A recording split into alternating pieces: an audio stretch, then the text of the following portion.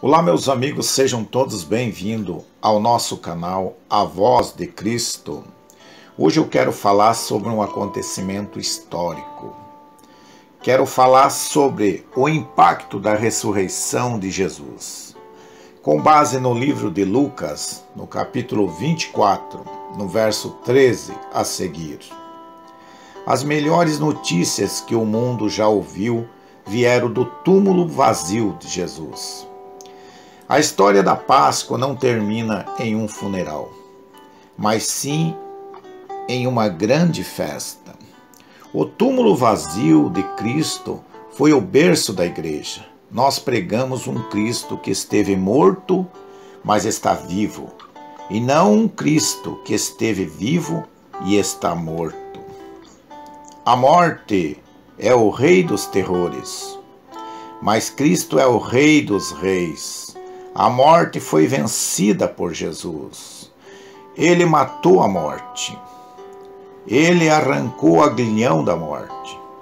A morte será lançada no lago de fogo. A ressurreição de Cristo é a demonstração do supremo poder de Deus.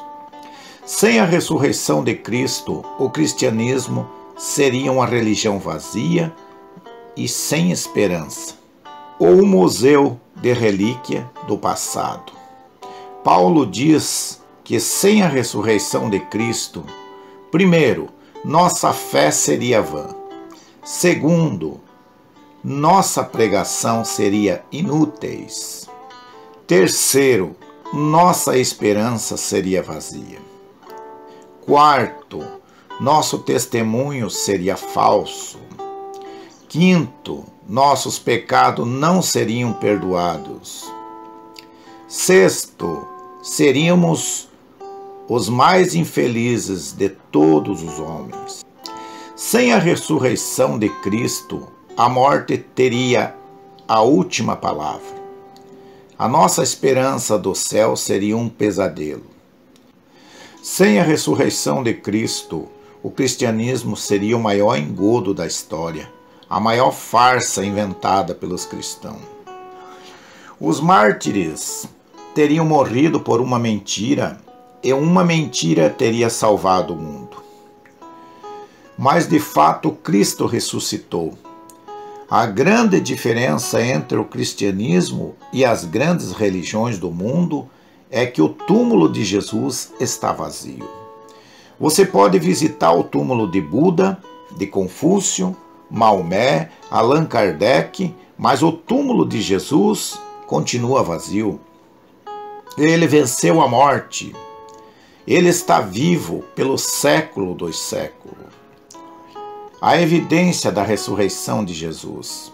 A ressurreição de Jesus é um fato histórico. As tentativas do adversário dizer que Jesus não chegou a morrer na cruz ou ao ser colocado no túmulo, reanimou, e disseram que os discípulos roubaram seu corpo. Disseram que as mulheres foram no túmulo errado. As aparições aos discípulos, Jesus, depois que ressuscitou, apareceu a Maria Madalena, às mulheres, a Pedro e aos 2 discípulos a caminho de Emaús, aos apóstolos sem Tomé, e aos apóstolos com Tomé, e aos 7 apóstolos no mar da Galileia, e uma multidão de 500 irmãos, a Tiago, a Paulo, a Estevão e a João na ilha de Pátimo. A proclamação dos discípulos, o celebre sermão de Pedro no Pentecoste, versos sobre a ressurreição de Jesus. Se Cristo não tivesse mesmo ressuscitado, bastaria ter apresentado o corpo de Cristo e a multidão, e o cristianismo teria sido esquecido naquela manhã. A ressurreição de Jesus é um fato psicológico. Os discípulos, acusados pelo medo, desânimo, pessimismo, foram poderosamente transformados. Tornaram-se ousados, valentes, poderosos no testemunho, enfrentaram ameaças, açoite, prisões, morte, martírio sem jamais recuar. Eles não teriam morrido por uma mentira. A mudança dos discípulos é uma prova incontroversa da ressurreição de Jesus. A ressurreição de Jesus é um fato sociológico. Uma igreja cristã foi estabelecida sobre a rocha desta verdade incontestável. Gente de todas as nações, raça, língua, povos, uniram-se em torno desta verdade suprema. O túmulo vazio de Cristo foi o berço da igreja. Os discípulos, antes do impacto da ressurreição de Jesus, seus olhos estavam cegos, a despeito da proximidade de Jesus. Muitas vezes caminhamos pela vida, vencidos, como se a morte tivesse a última palavra. É como se Jesus não tivesse ressuscitado, embora Jesus esteja perto e não percebemos. Às vezes Jesus vem ao nosso encontro, como foi ao encontro dos discípulos no mar da Galileia. Mas pensamos que ele é um fantasma e ficamos cheios de medo. Seus olhos estavam tapados a despeito do relato das Escrituras. A incredulidade coloca a venda em nossos olhos. Jesus abre a Escritura e expõe para os seus discípulos e mostra como todas as Escrituras apontam para ele e para a sua vitória sobre a morte, mas eles não compreendem. Não entendem, não porque falta luz, mas porque falta visão. Quando nossos olhos não são iluminados pela palavra, caminhamos pela vida cabisbaixo, achando que a morte é mais forte que a vida, que o mal é mais forte que o bem.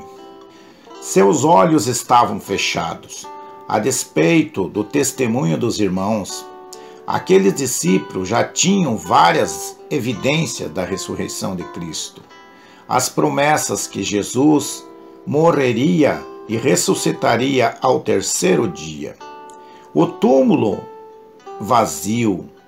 As mulheres viram-no ressuscitado. Os anjos deram testemunho da ressurreição. Alguns dos discípulos já haviam visto o túmulo vazio, mas eles ainda estavam carregados de dúvidas. Hoje tem muita gente vivendo esse reducionismo, esse achatamento de vida, porque não dão crédito ao testemunho das outras pessoas que têm dado do poder da ressurreição em suas vidas.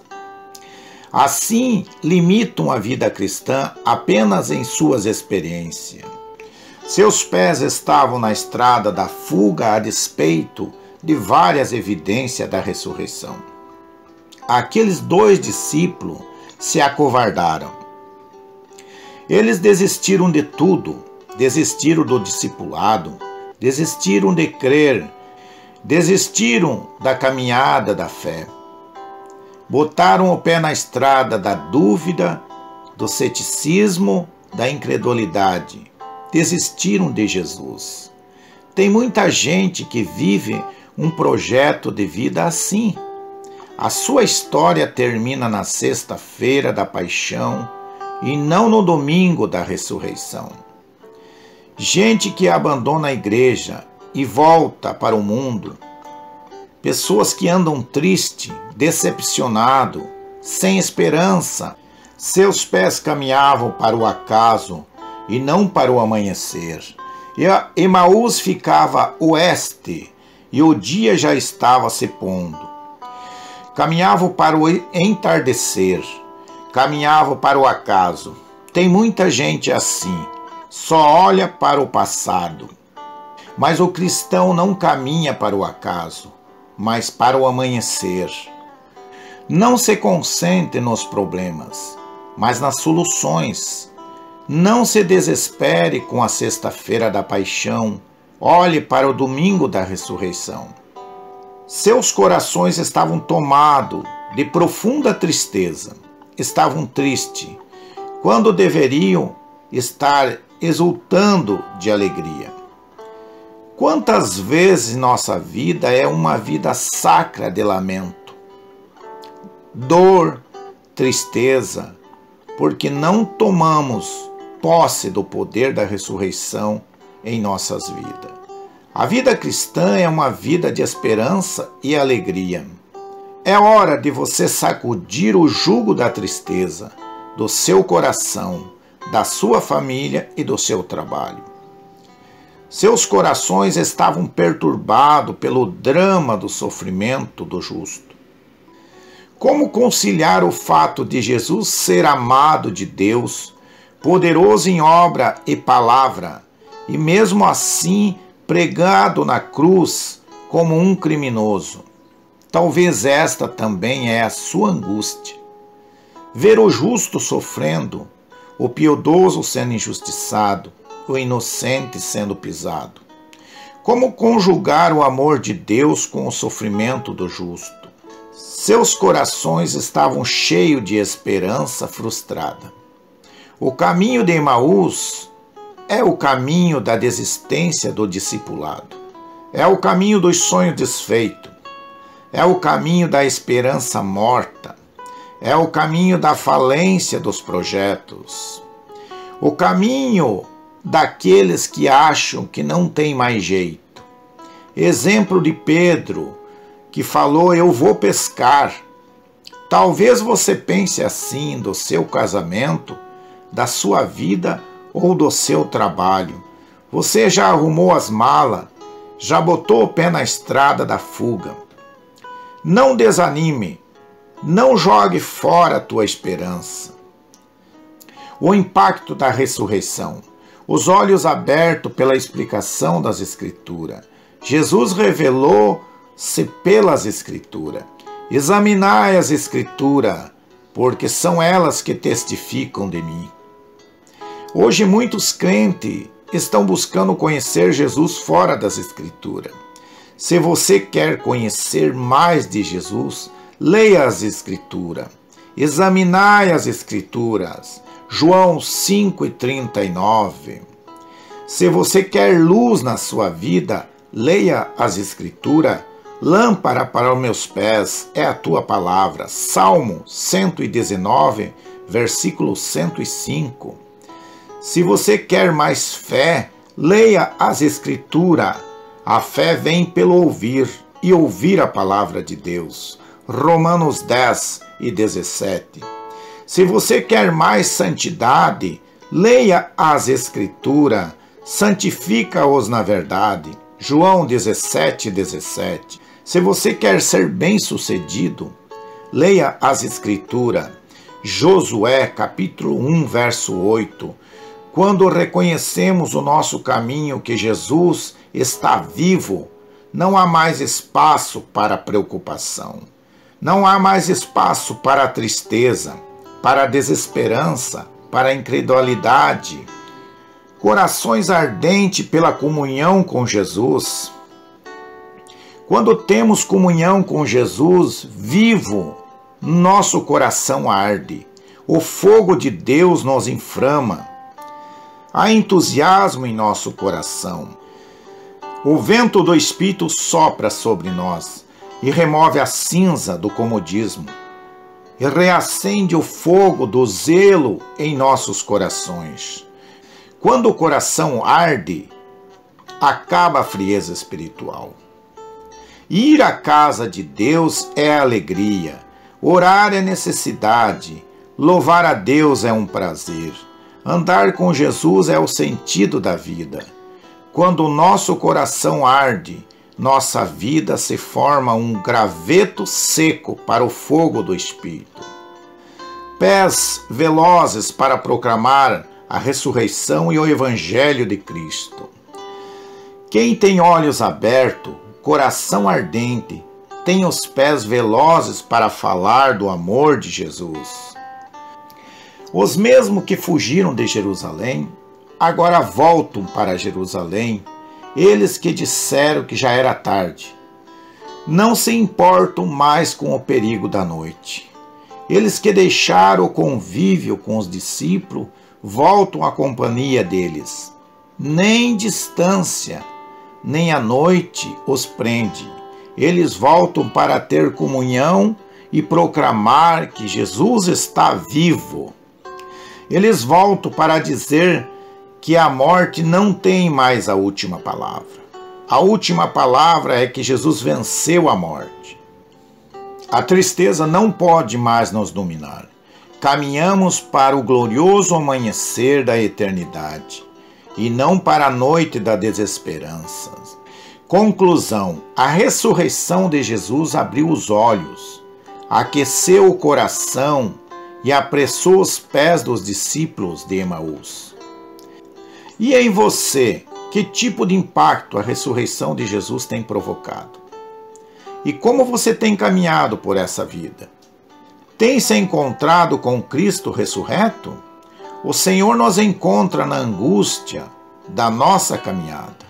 O Senhor nos encontra na exposição da palavra de Deus. O Senhor nos encontra no partir do pão. Ele abre nossos olhos, nossa mente, nosso coração e nossos lábios para falar que Ele nos ama.